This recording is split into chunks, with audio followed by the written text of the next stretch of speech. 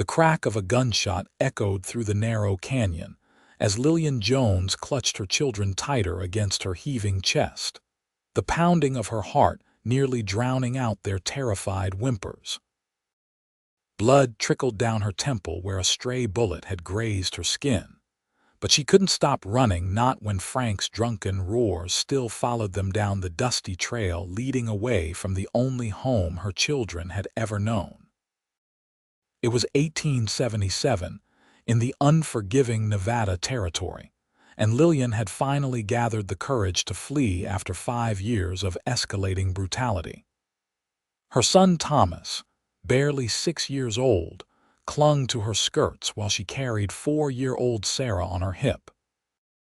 The little girl's face was buried in her mother's neck, tiny fingers wrapped in Lillian's once pristine blouse, now torn and stained with both blood and the red dust of the desert. "Mama," Thomas whispered, his voice cracking with fear. "He's coming." Lillian didn't need to look back to know her husband was closing the distance between them. The heavy footfalls and the occasional crack of another warning shot told her everything she needed to know. Frank Jones had always been a hard man, but the drought that had devastated their small ranch outside Las Vegas had pushed him over the edge. What had begun as harsh words had escalated to blows, and last night, when he'd threatened the children, something inside Lillian had finally snapped. She'd waited until he passed out from whiskey, packed what little she could carry, and taken her sleeping children into the night. But Frank had awakened sooner than expected, and now they were running for their lives through terrain Lillian barely knew. "Just a little further," she lied, not knowing where safety might lie. The nearest town was still miles away, and with 2 young children, she couldn't outpace a determined man on horseback. As they rounded a bend in the canyon, Lillian froze. Ahead, where the path narrowed between 2 towering rock faces, sat a lone figure on horseback. The rising sun at his back cast him in shadow, but there was no mistaking the silhouette of a man with a rifle balanced casually across his saddle. "That's far enough, madam," the stranger called, his voice steady and calm despite the chaos of the moment. Lillian's heart sank. Another obstacle, another man with a gun.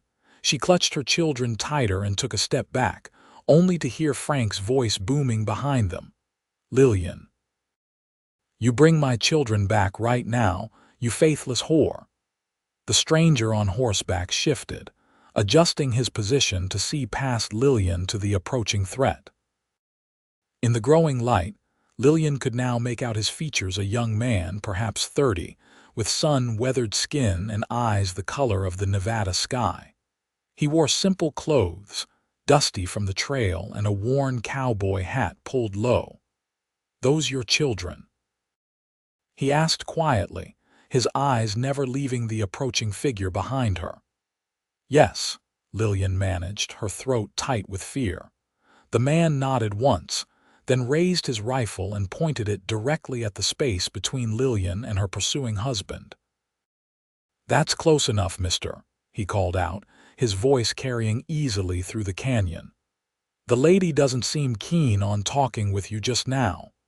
Frank stopped, momentarily taken aback by this unexpected interference. In the growing light, Lillian could see the rage twisting his features, the wild look in his bloodshot eyes that had become all too familiar over the past year. "This ain't your business, stranger," Frank snarled, his hand hovering near the pistol at his hip. "That's my wife and my children. A man's got rights to his family." The stranger didn't move, didn't lower his rifle. "A man's got responsibilities to his family too," he replied evenly. "And from where I'm sitting, you don't seem to be honoring those too well." Lillian held her breath, feeling the tension crackling in the air like lightning before a storm. Thomas pressed himself against her side, trembling, while Sarah had gone utterly still in her arms. "My name's Yates Nash," the stranger continued, his voice level. "I'm passing through to Las Vegas." Now, I don't want trouble, but I can't in good conscience let you threaten this woman and these children." Frank spat on the ground. "You don't know nothing about my family." "I know enough," Yates replied, nodding toward the bruise darkening Lillian's cheek and the dried blood on her temple. "I know a scared woman and terrified children when I see them." Frank's hand inched closer to his gun. "Last warning, mister. Get out of my way." In one fluid motion, Yates cocked his rifle. "I think the lady and her children need a rest. Why don't you head back home and cool off?" The standoff stretched for what felt like eternity to Lillian. Her arms ached from carrying Sarah, and exhaustion from their desperate flight threatened to overwhelm her. Just when she thought her knees might buckle, Frank cursed viciously. "This ain't over, Lillian," he growled. "I'll be back with the sheriff. He knows a man's rights." His eyes shifted to the stranger. "And you'd best be gone by then, cowboy, unless you want to swing for interfering with a man and his property." With that, Frank turned and stalked back the way he had come, occasionally glancing over his shoulder with murderous eyes. Lillian didn't realize she'd been holding her breath until her lungs began to burn. She exhaled shakily, her legs trembling beneath her. Yates Nash lowered his rifle but didn't put it away. He watched Frank's retreating figure until it disappeared around a bend in the canyon, then turned his attention to Lillian and her children. "He'll be back," Yates said simply, "and probably with friends." Lillian nodded, knowing the truth of his words. Frank had drinking companions in Las Vegas who wouldn't question his story. "I need to get to Cedar City," she whispered. "My sister lives there." Yates studied her for a moment. "That's more than 100 miles north. You planning to walk?" The impossibility of her situation crashed down on Lillian then. She had no horse, little money, and 2 small children. The meager provisions in her bag wouldn't last more than a day. "I don't know," she admitted, her voice breaking. "I just had to get away."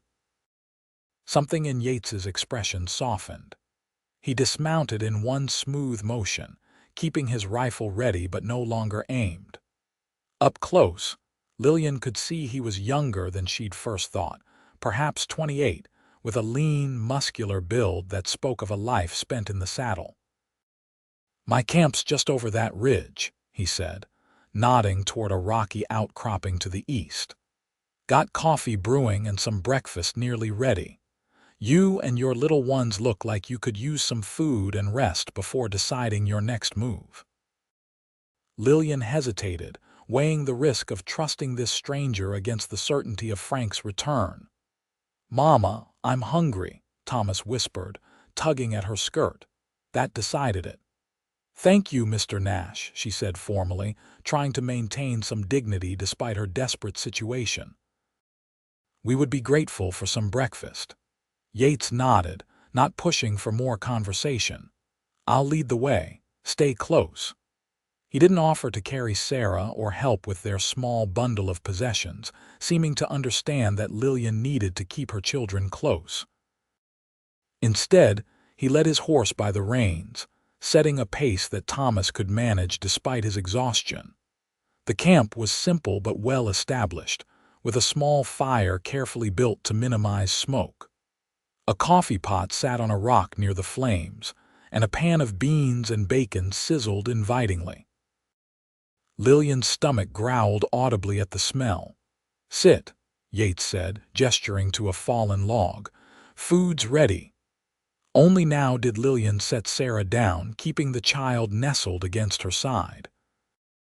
Thomas stayed close on her other side, his wide eyes taking in the stranger and his camp with wary curiosity.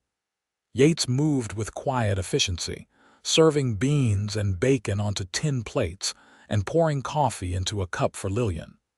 For the children, he produced a canteen of fresh water. He didn't ask questions as they ate, giving them space to satisfy their hunger before any conversation. Lillian watched him covertly as she ate. There was nothing flashy about Yates Nash. His clothes were well worn but clean, his movements precise and economical. The gun at his hip and the rifle now propped against a nearby tree looked well used but meticulously maintained. He wasn't handsome in the conventional sense, but there was something compelling about his face, a steadiness, a reliability that Lillian found herself responding to despite her caution. When the food was gone and Sarah had fallen into an exhausted sleep against her side, Lillian finally spoke. "Why did you help us?" Yates looked up from where he'd been cleaning his plate with a piece of hardtack. His blue eyes met hers directly. "Some things a man can't ride past," he said simply. "Woman and children running scared from a drunk with a gun, that's one of them." "He'll come back," Lillian said, voicing her greatest fear. "He won't let us go." Yates nodded. "Men like that rarely do. You got family in Cedar City, you said." "My sister. I haven't seen her in years, but she wrote last Christmas, said there was always a place for us if—" She trailed off, unwilling to speak the rest aloud in front of Thomas. "If things got bad," Yates finished for her. He set his plate aside and leaned forward, resting his forearms on his knees. "I'm headed north myself, planning to find work in the mines for the winter. I could get you as far as Cedar City." Lillian stiffened. "I can't pay you, Mr. Nash." "Wasn't asking for payment, Mrs. Jones." "Then what are you asking for?" Her voice had a bitter edge. Experience had taught her that men's help always came with expectations. If Yates took offense, he didn't show it. "Nothing. But traveling alone with 2 little ones in this territory is asking for trouble, even without an angry husband on your trail. I'm offering safe passage, nothing more." Lillian wanted to refuse, to maintain her independence, but she knew he was right. She had no horse, limited supplies, and 2 exhausted children. Frank would be back, probably with men from town who would take his side without question. The law in these parts favored husbands over runaway wives. "When would we leave?" she asked finally. "Within the hour. Your husband will be back with reinforcements by midday." He paused, studying her face. "You should rest a bit first. I'll keep watch." True to his word, Yates packed up his small camp within the hour. He helped Lillian settle the still sleeping Sarah in front of him on the saddle, while Thomas rode behind, his small arms wrapped tightly around Yates's waist. Lillian walked alongside, refusing Yates's offer to ride while he walked. "I've been sitting at that ranch for 5 years," she said firmly. "I can walk." They made their way carefully out of the canyon, Yates leading them through a narrow pass that would be difficult to follow on horseback. By midday, they had covered several miles, staying away from the main trails and keeping to the shelter of rock formations and scrubby trees whenever possible. When they stopped to rest and water the horse at a small spring, Lillian finally broached the question that had been troubling her. "What happens when Frank catches up to us?" she asked quietly while the children were distracted by a lizard sunning itself on a nearby rock. Yates didn't pretend to misunderstand. "He might not. We're taking paths a drunk man wouldn't think to follow. And if he does?" Yates checked his rifle before answering. "Then I'll deal with it." "I don't want you killing for us," Lillian said sharply. "There's been enough violence." Yates looked at her then, really looked at her, taking in the fading bruises, the determined set of her jaw, the protective way she watched her children even while conversing with him. "Sometimes violence finds you whether you want it or not, Mrs. Jones," he said quietly.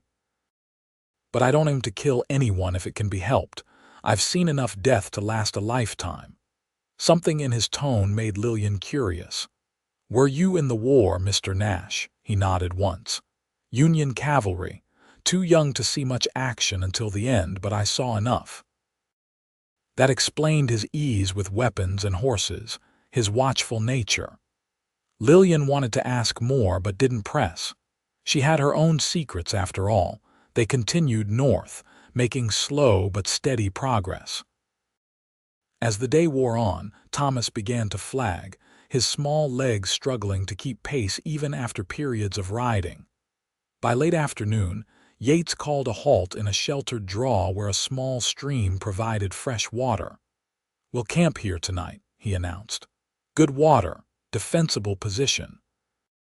We can see anyone approaching from that ridge." Lillian nodded, too exhausted to argue.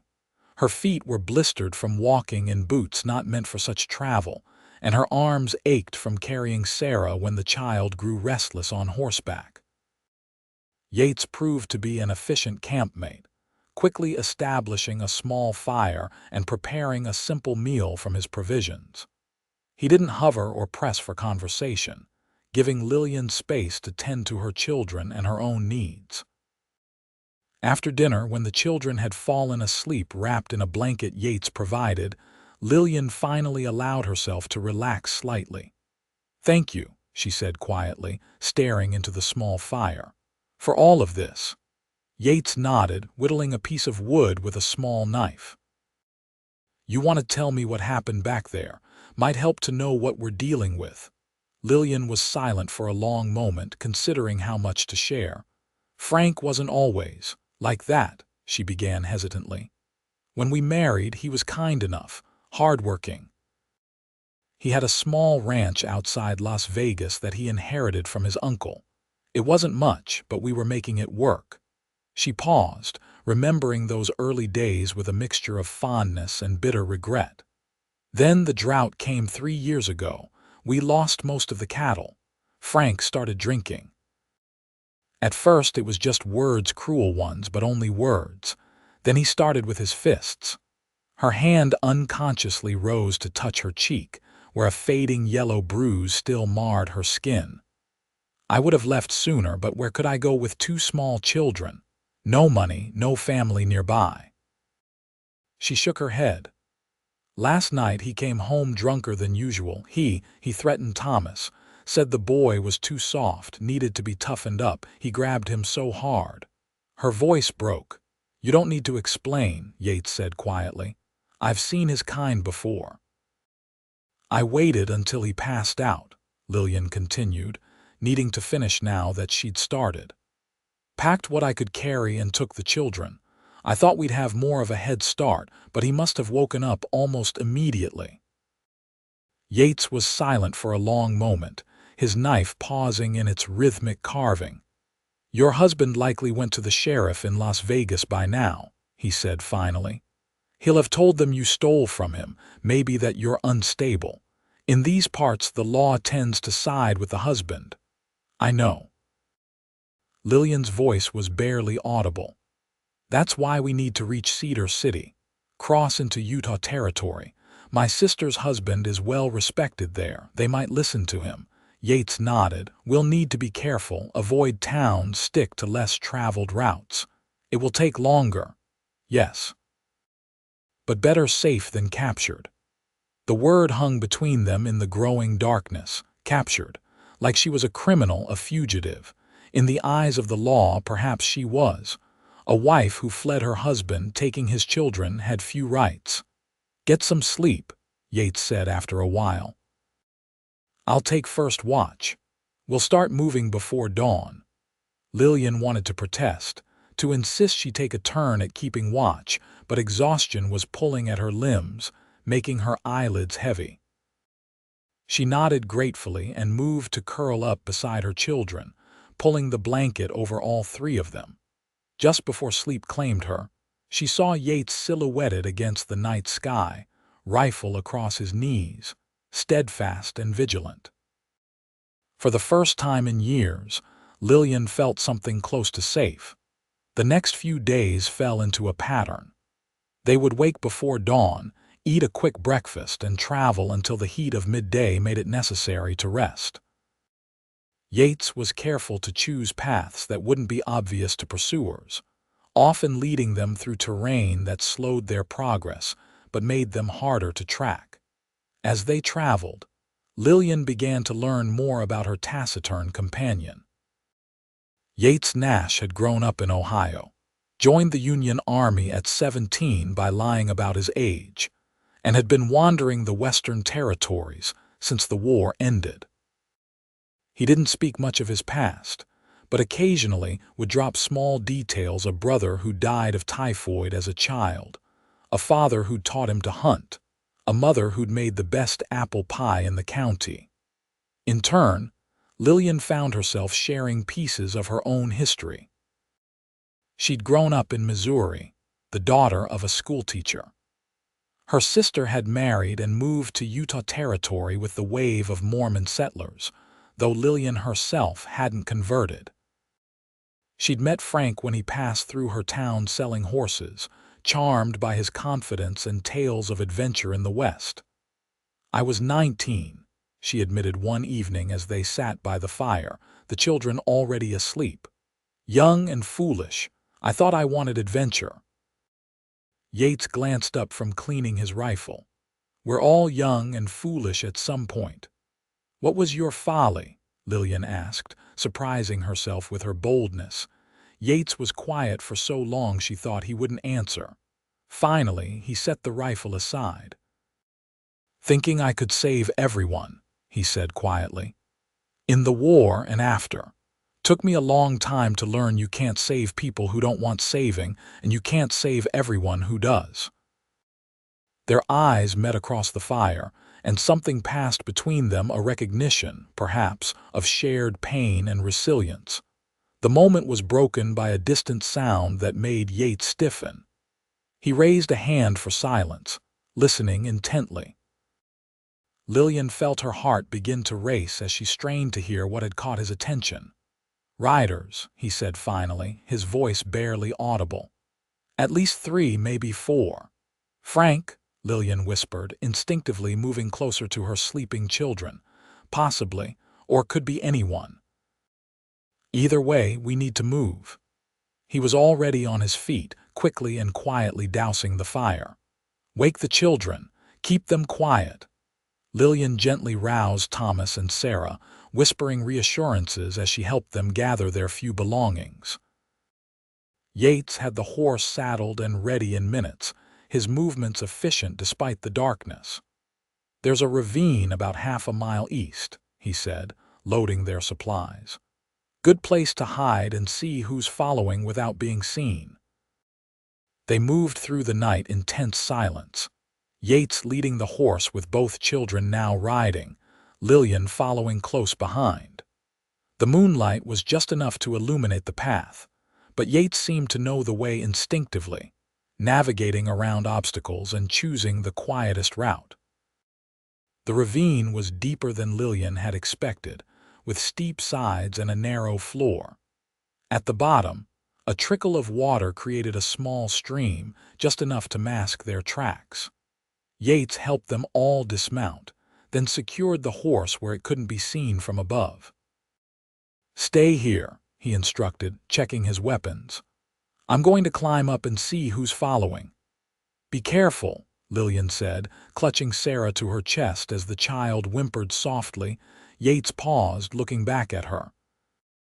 In the dim light, his expression was unreadable, but he nodded once before disappearing up the ravine wall. The wait seemed interminable. Lillian held her children close, whispering stories to distract them from the fear that threatened to overwhelm them all. Thomas was old enough to understand the danger they were in, his small face serious as he listened for any sound that might signal trouble. When Yates finally returned, sliding down the ravine wall with controlled movements, Lillian almost wept with relief. "4 riders," he confirmed, crouching beside them. "Your husband is one of them. There's a man wearing a sheriff's badge and 2 others looks like local men, probably friends of Frank's." "What do we do?" Lillian asked, fighting to keep her voice steady. Yates considered for a moment. "They're following our trail from earlier today, but they're having trouble in the dark. They've stopped to make camp about 2 miles back." He paused. "We have 2 options. We can try to outrun them, push hard through the night and tomorrow, or we can try to throw them off our trail completely." "How would we do that?" "There's a small trading post about 5 miles west of here.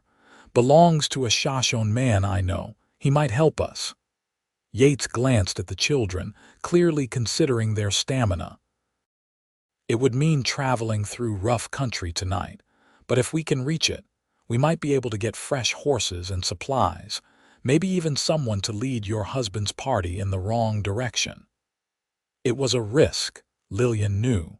Deviating from their northward path would cost them valuable time. But the thought of being caught by Frank and dragged back to that life of fear and violence was unbearable. Let's try the trading post, she decided. I don't want to risk the children in a chase they might win. Yates nodded, seemingly approving of her decision. It won't be easy traveling, especially in the dark. We'll need to be careful. The journey to the trading post was arduous. Yates led them through terrain that seemed impassable at times, narrow game trails that wound through dense brush, rocky slopes that had to be navigated with utmost care. The children were exhausted, but remained remarkably quiet, sensing the gravity of their situation. By the time the first hints of dawn touched the eastern sky, they could see the trading post, a low, sturdy building constructed of logs and stone, nestled against a hillside for protection from the elements. A thin wisp of smoke rose from its chimney, indicating that someone was awake.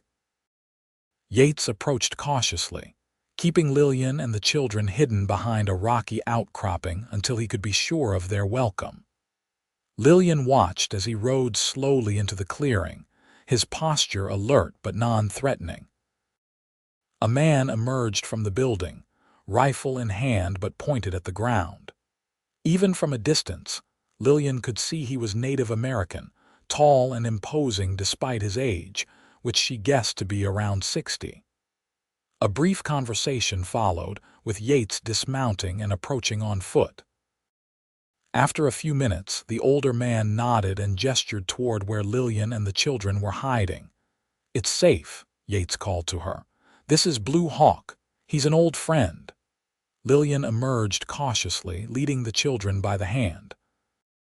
Blue Hawk watched their approach with dark, assessing eyes, his weathered face giving away nothing of his thoughts. When they reached the clearing, he nodded once to Lillian. "Your husband follows," he said, his English precise but accented. "4 men, many guns." "Yes," Lillian confirmed, meeting his gaze steadily. "We're trying to reach Cedar City." Blue Hawk looked to Yates, some unspoken communication passing between them. Finally, he turned back to the trading post. "Come inside, food, rest, then we talk."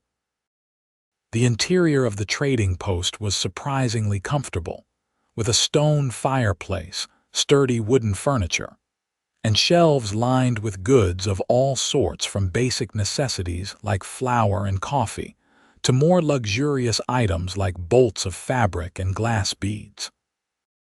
A young woman, perhaps in her early 20s, was tending the fire. Blue Hawk introduced her simply as "my daughter, Morning Sky." Morning Sky said little but efficiently prepared a meal for the weary travelers, a hearty stew with chunks of venison and wild onions, accompanied by cornbread still warm from the oven. The children ate ravenously, and Lillian found her own appetite returning despite her anxiety. After the meal, Blue Hawk and Yates conferred quietly in a corner while Morning Sky showed Thomas and Sarah a litter of puppies that had been born in the back room. Lillian watched her children's delight with a mixture of joy and heartache, wondering when they had last laughed so freely. Finally, Yates approached, settling on a bench beside her. "Blue Hawk knows another way north," he explained. "A path through the mountains that few white men use. It's longer but safer. He's also offered to send his son to lead your husband's party west toward the silver mines. He'll tell them he saw a woman and 2 children traveling with a prospector." Lillian felt a surge of gratitude. Why would he help us like this? Yates glanced toward Blue Hawk, who was now showing Thomas how to whittle a small piece of wood. "I helped his son once, years ago. Some miners were giving him trouble in town. Blue Hawk doesn't forget such things. And you, why do you keep helping us? The question had been on Lillian's mind for days, growing more insistent as she came to rely on this quiet, steadfast man. Yates was silent for a long moment.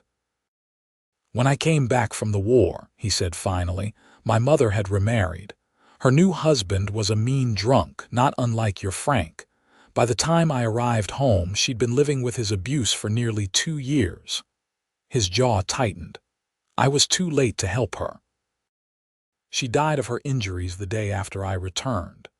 Lillian reached out instinctively, placing her hand on his arm. "I'm so sorry." Yates nodded, accepting her sympathy but not dwelling on it.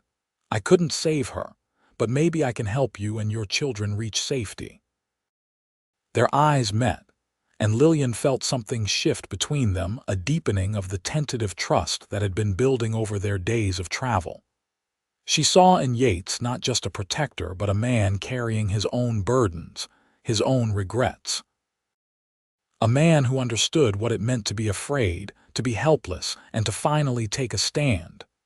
"Thank you," she said simply, knowing the words were inadequate but unable to express the depth of her gratitude. Blue Hawk approached then, interrupting the moment. "You rest now," he said to Lillian. "Tomorrow at dawn you go. Tonight my son leads the angry men away."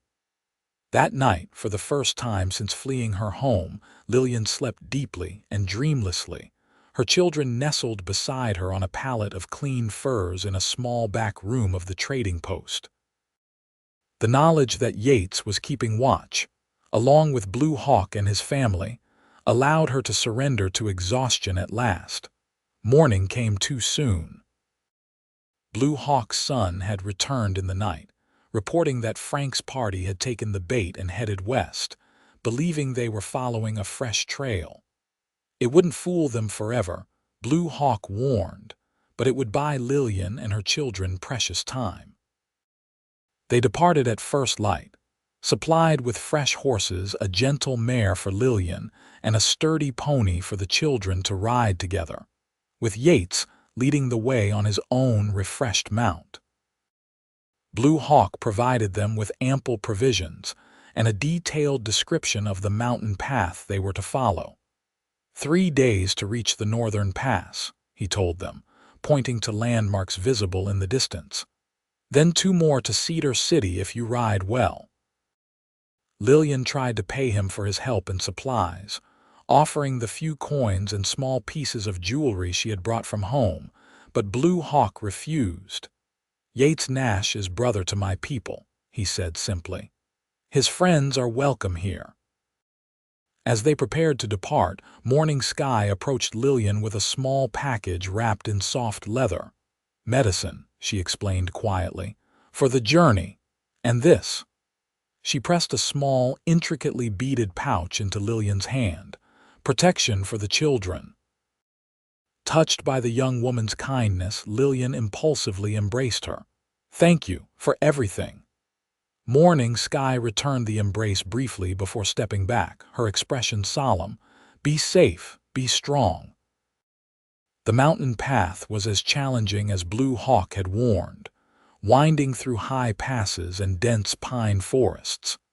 But the fresh horses made good time, and the cooler air of the higher elevations was a welcome change from the desert heat they had endured thus far. As they traveled, Lillian found herself watching Yates with new eyes.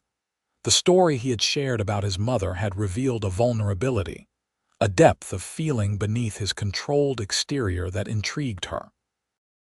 She noticed things she hadn't before: the gentleness with which he helped Thomas mount the pony each morning, the way he always ensured Lillian had eaten before taking food himself, the quiet vigilance he maintained even in moments of apparent relaxation.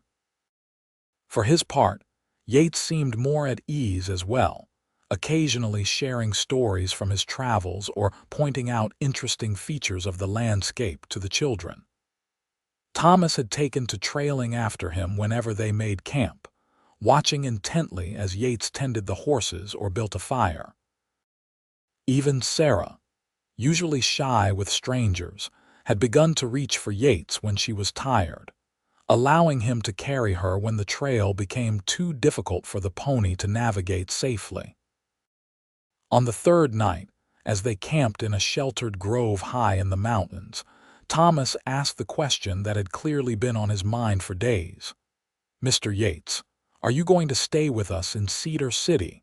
The question hung in the air, innocent yet laden with implication. Lillian felt her cheeks warm as Yates glanced her way, his expression unreadable in the firelight. "I reckon that depends on a few things, Thomas," he answered carefully. "Your mama's sister might not have room for extra company." "She has a big house," Thomas persisted. "Mama said so. And you could teach me to ride proper, like you promised." Lillian hadn't heard this promise and raised an eyebrow at Yates, who had the grace to look slightly abashed. "I might have mentioned I could show him a few things about handling a horse," he admitted, "if the opportunity arose." "Please, Mama," Thomas pleaded, sensing an opening. "Mr. Yates knows everything about horses and guns and everything, and he keeps the bad men away." "That's enough, Thomas," Lillian said gently, seeing Yates's discomfort. "Mr. Nash has his own plans and journey. We've already imposed on his kindness far too much." "You haven't imposed," Yates said quietly, meeting her eyes across the fire. "Not at all." Something in his tone made Lillian's heart beat faster. She looked away, busying herself with settling Sarah for the night to hide her confusion. She had no right to feel this way. Not when she was still legally bound to another man. Not when her primary focus needed to be her children's safety. And yet, she couldn't deny the growing attraction she felt toward this quiet, honorable man who had risked so much to help them. Later, when the children were asleep, Yates joined her at the edge of the camp where she sat gazing at the stars. "Clear night," he remarked, settling beside her at a respectful distance. "We should reach the northern pass by midday tomorrow." Lillian nodded. "And then Cedar City soon after."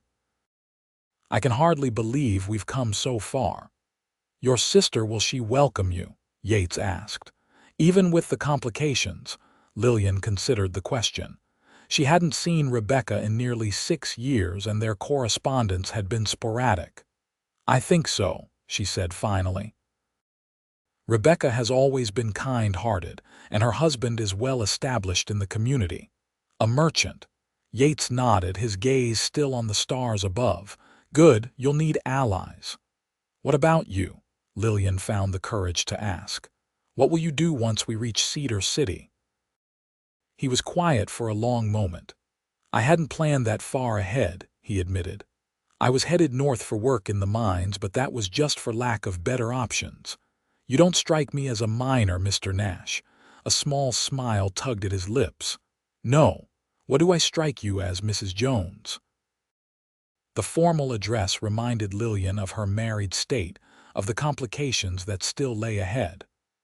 "A wanderer," she said finally, "but one who's perhaps tired of wandering." Yates looked at her then, really looked at her, and Lillian felt as though he could see straight through to her soul. "Perhaps you're right," he said softly. The moment stretched between them, filled with unspoken possibilities. Lillian knew she should pull away, maintain the proper distance between them, but something kept her rooted to the spot, her eyes locked with his. A sound from the sleeping children broke the spell. Sarah had cried out in her sleep, a small whimper that had both adults instantly alert. Lillian moved to comfort her daughter, and by the time Sarah had settled again, the intimate moment with Yates had passed. "You should get some rest," he said, rising to his feet. "I'll take first watch." Lillian nodded, grateful for the reprieve yet strangely disappointed. "Good night, Mr. Nash." "Good night, Mrs. Jones." The formality felt wrong now after all they had shared, but Lillian understood its necessity. Until her situation with Frank was resolved, anything more than friendship between them would be impossible. They reached the northern pass the following day, just as Blue Hawk had predicted. The view from the summit was breathtaking, rolling hills covered in pine and aspen giving way to the broader valleys of southern Utah Territory. In the far distance, Lillian could just make out what might be buildings, perhaps the outskirts of Cedar City. "We're nearly there," she breathed, hardly daring to believe it. Yates nodded, his expression thoughtful as he surveyed the terrain ahead. "Another day and a half, I'd say, if we push the horses a bit." The descent from the pass was easier than the climb had been, and they made good time through the afternoon. As they traveled, Lillian found herself growing more anxious rather than less. What if Rebecca wasn't welcoming? What if Frank had somehow gotten word to the authorities in Cedar City? What if her flight was all for nothing? Yates seemed to sense her unease. As they made camp that evening, he approached where she sat mending a tear in Thomas's shirt, her stitches uneven in the fading light. "You're worried about what happens next," he observed, settling beside her on a fallen log. Lillian sighed. "Is it that obvious?" "Only to someone who's been watching you as closely as I have," he replied, then looked slightly embarrassed at the admission. "I mean, it's natural to be concerned. You're facing uncertainty." "It's more than that," Lillian admitted. "Even if Rebecca welcomes us, even if we find safety in Cedar City, Frank won't give up easily. He'll come looking eventually. And the law." She trailed off, the reality of her situation weighing heavily.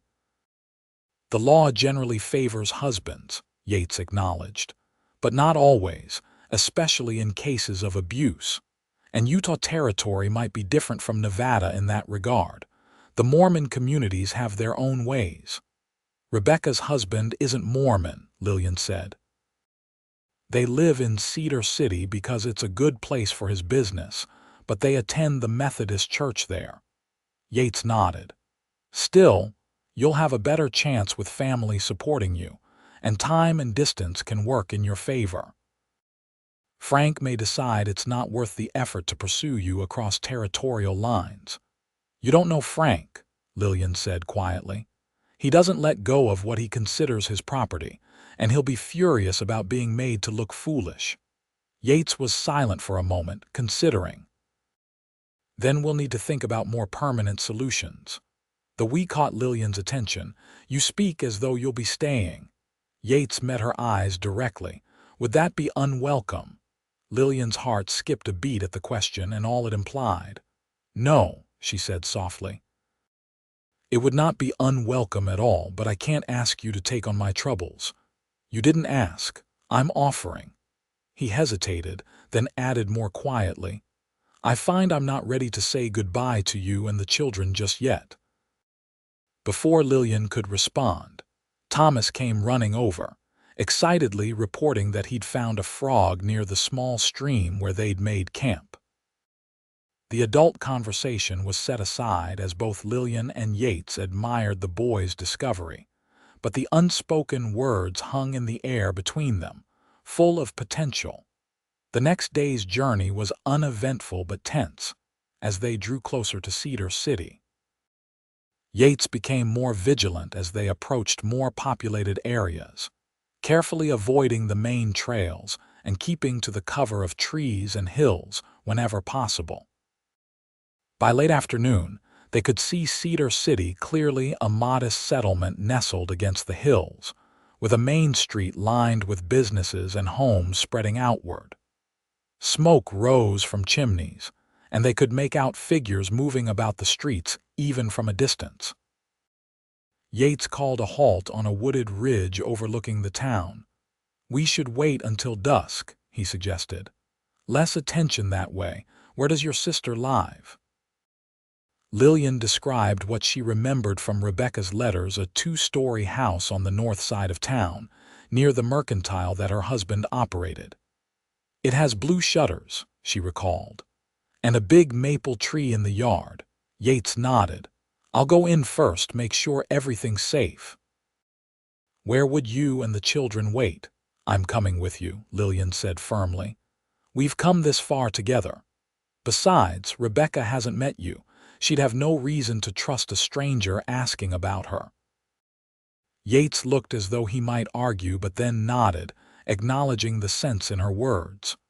"All right, but we'll be careful. Stay close, and if there's any trouble, you take the children and ride for those hills." He pointed to a distant ridgeline. "I'll find you there." They waited until the sun began to set, casting long shadows across the landscape. As darkness fell, they mounted their horses and began the final approach to Cedar City, keeping to side paths and less traveled routes. The town was quieter now, with most businesses closed for the evening. A few people still moved about the streets, but no one paid particular attention to the small party making their way toward the north side. Lillian's heart pounded as they passed the mercantile, closed now, its windows dark, and continued toward a row of substantial homes set back from the main street. And then she saw it, the two-story house with blue shutters, a large maple tree in the front yard, lights glowing warmly in the downstairs windows. It looked exactly as Rebecca had described it in her letters, a haven of domesticity and security. Lillian felt tears spring to her eyes at the sight. After all the fear, the exhaustion, the uncertainty, they had finally reached their destination. She glanced at Yates, finding him watching her with an expression of quiet satisfaction. "You did it," he said softly. "You got your children to safety." "We did it," she corrected him. "I couldn't have made it without you, Yates." It was the first time she had used his given name without the formal Mr., and they both noticed it. He smiled, a genuine smile that transformed his serious face and made him look younger, less careworn. "Shall we?" he asked, gesturing toward the house. Lillian nodded, suddenly nervous. What would Rebecca think of her, arriving unannounced with two children and a strange man? How would she explain everything that had happened? They dismounted at the gate, Yates helping Thomas and Sarah down from the pony. Thomas took his mother's hand, while Yates lifted a sleepy Sarah into his arms. Together, they approached the front door, a united group despite the disparate paths that had brought them together. Lillian took a deep breath and knocked. Moments later, the door opened to reveal a woman in her early 30s, her hair a lighter shade of Lillian's brown but with the same green eyes. She stared in shock, her gaze moving from Lillian to the children to Yates. "Lily," she gasped, using the childhood nickname Lillian hadn't heard in years. "Is it really you?" "Hello, Rebecca," Lillian said, her voice trembling. "I'm sorry for arriving without warning. We had nowhere else to go." Rebecca's gaze sharpened as she took in her sister's appearance, the travel-worn clothes, the fading bruise on her cheek, the anxious yet determined set of her shoulders. Understanding dawned in her eyes. "Come in," she said firmly, stepping back and opening the door wider. "All of you, come in right now. You're safe here." The words broke something in Lillian, the rigid control she had maintained throughout their dangerous journey. Tears spilled down her cheeks as Rebecca embraced her, holding her tightly as though they were girls again, seeking comfort in each other's arms. "It's Frank," Lillian managed through her tears. It got bad, Rebecca, so bad I had to take the children and run." "Shh," Rebecca soothed, stroking her sister's hair. "You did the right thing. You're here now and you're safe." She looked over Lillian's shoulder at Yates, still holding Sarah. "And this gentleman?" "Yates Nash," he introduced himself quietly. "I happened to be in the right place at the right time." "He saved us," Thomas piped up, his voice solemn. "Papa was going to hurt Mama, but Mr. Yates stopped him with his gun. And then he brought us all the way here, and he fought off Indians and wolves and everything." Rebecca raised an eyebrow at the embellished tale, but her expression toward Yates was one of profound gratitude. "Then we are in your debt, Mr. Nash." "No debt," Yates said simply. "Just doing what needed doing." A man appeared in the hallway behind Rebecca, tall and broad-shouldered, with kind eyes and graying temples. "Rebecca, what's happening?" "James, this is my sister Lillian and her children," Rebecca explained quickly. "And Mr. Nash, who helped them reach us safely. They're going to be staying with us for a while." James took in the situation with remarkable equanimity. "Of course they are," he agreed immediately. "Welcome to our home. You all look exhausted. Come in, sit down. Rebecca, perhaps some tea and whatever's left from dinner."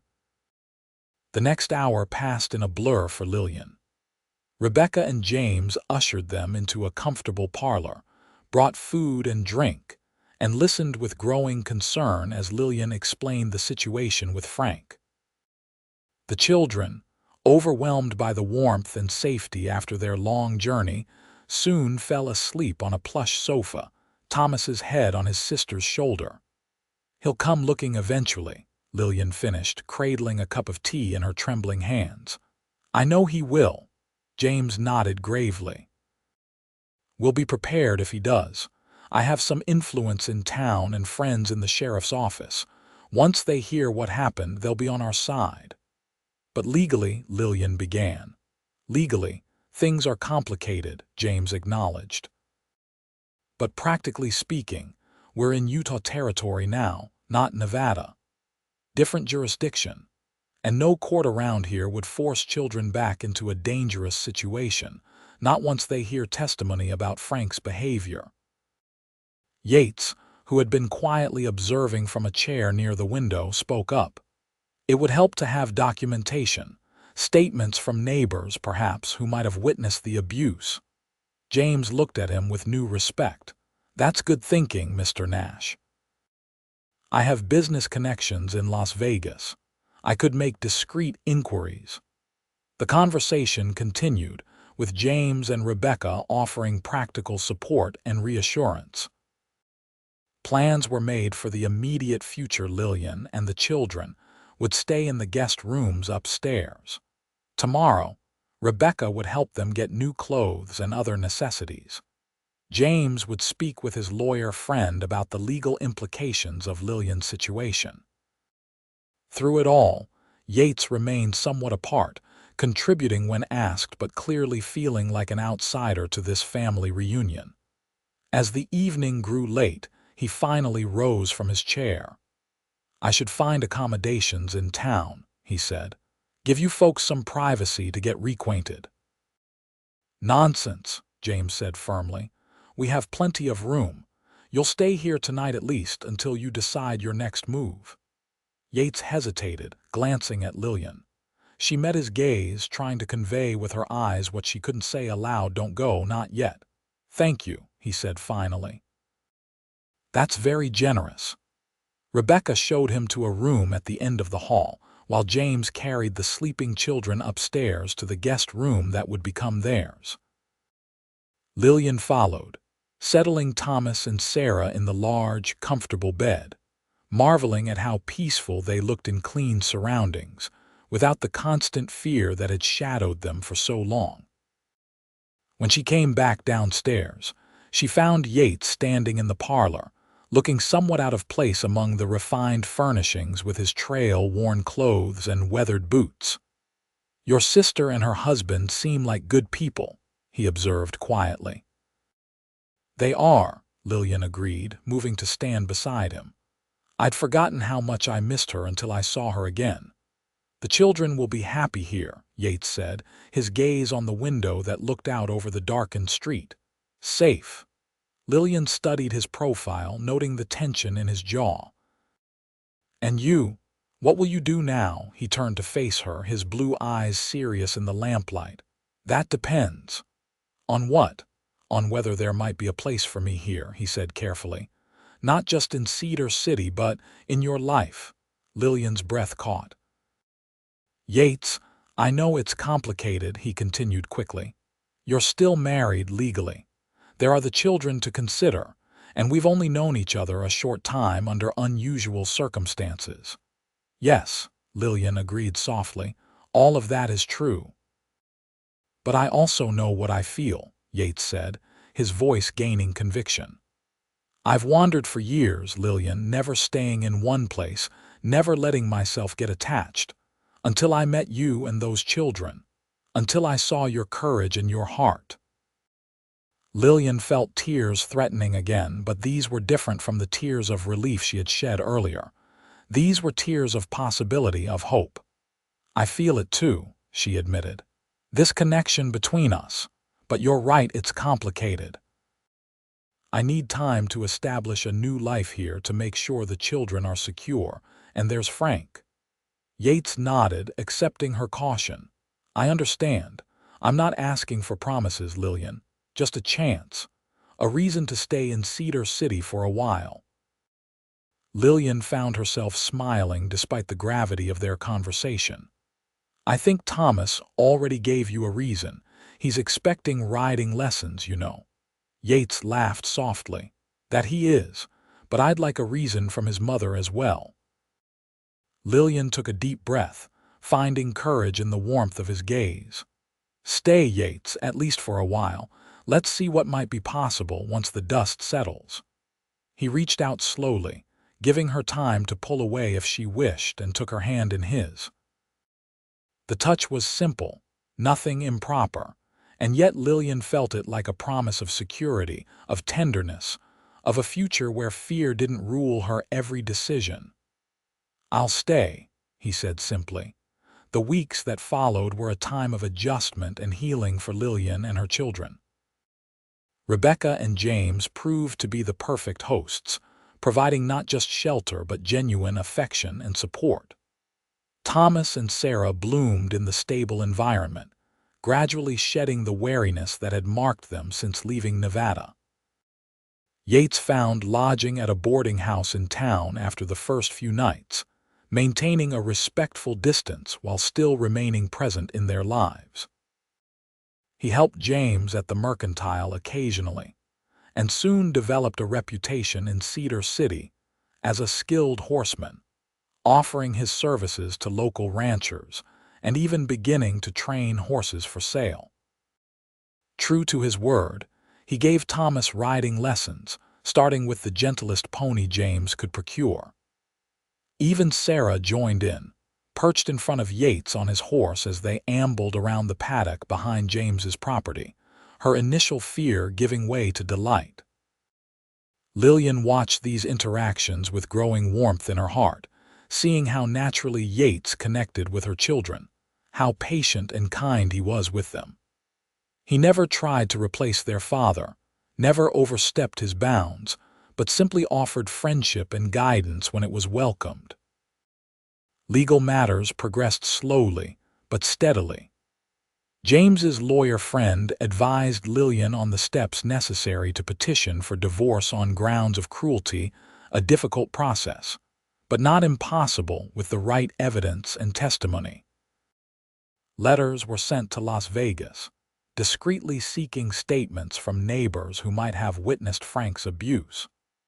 The local sheriff was informed of the situation, agreeing to watch for any strangers matching Frank's description who might come to Cedar City seeking Lillian and the children. Through it all, Lillian and Yates grew closer, their relationship deepening beyond the intense bond forged during their dangerous journey. They spoke of their pasts, their hopes, their fears. Lillian learned about Yates's childhood in Ohio, his experiences in the war, his years of wandering afterward. He, in turn, came to understand her dreams beyond mere survival to provide her children with education, stability, and love, perhaps someday to teach again, as she had before her marriage. 3 months after their arrival in Cedar City, on a crisp autumn evening, Yates invited Lillian for a walk after dinner at her sister's house. The children were helping Rebecca bake cookies, safely occupied and supervised, allowing the adults a rare moment of privacy. They strolled toward a small park at the edge of town, the maple trees ablaze with fall colors in the late afternoon light. Lillian wore a new dress, deep blue, simple but flattering, that Rebecca had insisted on buying for her, claiming it matched her eyes perfectly. Yates had clearly made an effort as well, wearing a clean shirt and new waistcoat, his usually unruly hair tamed and his face freshly shaved. "You look beautiful," he said as they walked side by side, not quite touching but close enough to feel each other's presence. Lillian smiled, pleased by the compliment. "Thank you. You look quite handsome yourself." They reached a bench overlooking a small pond, settling there to watch the sunset paint the water in shades of gold and crimson. For a while they sat in comfortable silence, content in each other's company. "I received a letter today," Lillian said finally, "from the lawyer in Las Vegas." Yates turned to look at her, his expression carefully neutral. "Good news or bad, both in a way." Lillian smoothed her skirt, gathering her thoughts. "3 neighbors have provided statements about Frank's behavior, his drinking, his violence. One woman even testified that she saw him strike me on our front porch last spring." "That's good," Yates said cautiously. "Strong evidence for your case." "Yes, but there's more." Lillian took a deep breath. "Frank has been telling people I ran off with another man, presumably, that I stole his children and his money." She shook her head. "There was no money to steal. We were barely getting by." Yates's jaw tightened. "Does he know where you are?" "The lawyer doesn't think so. But he's been asking questions, making threats. He's determined to find us." "We knew he wouldn't give up easily," Yates reminded her. "But you have support here. The sheriff, James and Rebecca, the community that's getting to know you." He hesitated, then added softly, "And me." Lillian looked at him then, really looked at him, this man who had risked his life for her and her children, who had stood by them through months of uncertainty, who had never asked for anything in return, except the chance to be part of their lives. "Yes," she agreed, her voice steadier now. "I have you." Something in her tone made Yates sit up straighter, his eyes searching her face. "Lillian," she smiled, feeling a weight lifting from her shoulders. "The lawyer believes the divorce petition will be granted, especially with the witness statements. It may take time, but legally I will be free of Frank eventually." Yates nodded slowly, processing this information. That's good news." "It is," Lillian agreed. "And it makes me think about the future, about possibilities I couldn't consider before." Yates took her hand then, his touch warm and sure. "What possibilities are you considering, Lillian Jones?" "A life here in Cedar City," she said. "Teaching again, perhaps, once the children are a bit older. A home of our own someday." She paused, gathering her courage. "A life that might include you if that's still what you want." The smile that spread across Yates's face was like sunrise breaking over the mountains, gradual at first, then brilliant and transformative. "That's all I've wanted since the day I found you in that canyon," he admitted. "A chance to build something with you and those children." "It won't be easy," Lillian cautioned. "Even with a divorce there will be talk, and Frank might still come looking for us." "Let him come," Yates said, his voice calm but resolute. "We'll face whatever comes together, just like we faced that canyon and the mountain pass and everything in between." He shifted on the bench, turning to face her more fully, still holding her hand in his. "I'm not a wealthy man, Lillian. I don't have land or a fine house to offer you. But I have these hands that know how to work, this heart that knows how to love, and a promise that I'll spend every day trying to give you and those children the happiness you deserve." Lillian felt tears gathering, but they were tears of joy, not sorrow. "That's worth more than gold or land, Yates Nash. That's worth everything." In that moment, with the sunset painting the world in golden light and promise hanging in the air between them, Yates leaned forward and kissed her gently, reverently, a seal on the words they had shared. Lillian responded with a lifetime of longing for this kind of tenderness, this kind of respect. When they finally parted, Yates rested his forehead against hers, his voice barely above a whisper. "Whatever comes, we'll face it together." "Together," Lillian agreed, believing it with all her heart. They walked back to Rebecca's house hand in hand, no longer hiding the connection between them. The future still held challenges, Frank's threats, the legal complexities of divorce in the 1870s, the whispers that would inevitably follow a woman who left her husband, even an abusive one.